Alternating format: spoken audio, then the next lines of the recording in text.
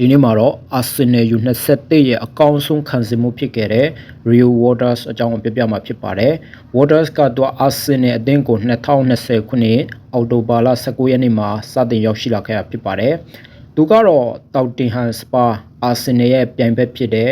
Spur အသင်းရဲ့အကယ်ဒမီကနေပြီးတော့ Arsenal ကိုပြောင်းရွှေ့လာခဲ့ပြီးတော့မှ16နှစ်အောက်လူငယ်အသင်းမှာစတင်ကစားခဲ့တာဖြစ်ပါတယ်။ Waters က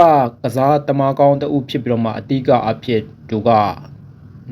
ဒီခံစစ်မှုဗဟုခံစစ်နေရာမှာလည်းကစားတယ်ညာနောက်ခံလူအဖြစ်လည်းသူကစားပါတယ်ပြီးတော့ခါမှ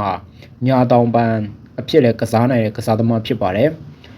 အာဆင်နယ်တင်းမှာသူကဒါအသင်းကြီးမှာတော့ပါဝင်ခွင့်မရခဲ့ပေမဲ့တချို့တော့ဒီ EFL လိုပွဲမျိုးတွေမှာတော့အရန်ကစားသမားဖြစ်အချင်းချင်းပါဝင်ခဲ့ပါတယ်ကစားခွင့်တော့မရခဲ့ပါဘူးအာဆင်နယ်လူငယ်အသင်းမှာတော့2020ကနေပြီးတော့2024အထိသူအာဆင်နယ်အသင်းမှာလူငယ်အသင်းမှာကစားခဲ့ပြီးတော့မှအာဆင်နယ် U16 အာဆင်နယ် U18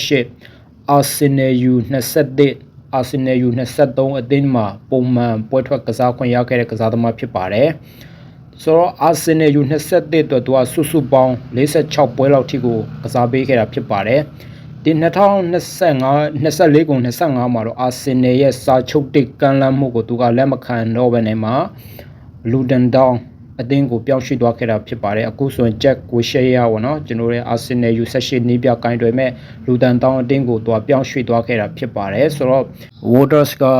အာဆင်နယ် U21 မှာကစားချိန်မှာတော့သူကအကောင်းဆုံးခံစားမှုအဖြစ်တတ်မှတ်ခြင်းခံရတဲ့ကစားသမားဖြစ်ပါတယ်ဒါပေမဲ့အာဆင်နယ်အသင်းကြီးမှာတော့ပါဝင်ခွင့်မရခဲ့ပါဘူး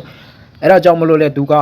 စာချုပ်တစ်ကိုလက်မခံတော့မနဲ့အသင်းပြောင်းသွားခဲ့တာဖြစ်ပါတယ်အသင်းတစ်မှာလည်းအောင်မြင်နိုင်ပါစေလို့ဆုတောင်းပါတယ်ဘာကြောင့်ဆိုတော့ကျွန်တော်အာဆင်နယ်ကစားသမားဟောင်းလေးဆိုတော့2မျိုးပါတယ်ဆိုတော့ဒီကစားသမားနဲ့ပတ်သက်ပြီးတော့ပရိသတ်တို့ရဲ့ team ယူစာချက်တွေရှိတယ်ဆိုရင်လည်း comment မှာရေးပေးခဲ့လို့ရပါတယ်ကျွန်တော်တို့ရဲ့အာဆင်နယ်ကစားသမားတွေကတော့ထွက်တဲ့ကစားသမားတွေလည်းအများကြီးရှိပါသေးတယ်နောက်ထပ်ဗီဒီယိုတွေမှာကျွန်တော်ဆက်ပြောပြသွားပါမယ်အားလုံးကိုကျေးဇူးတင်ပါတယ်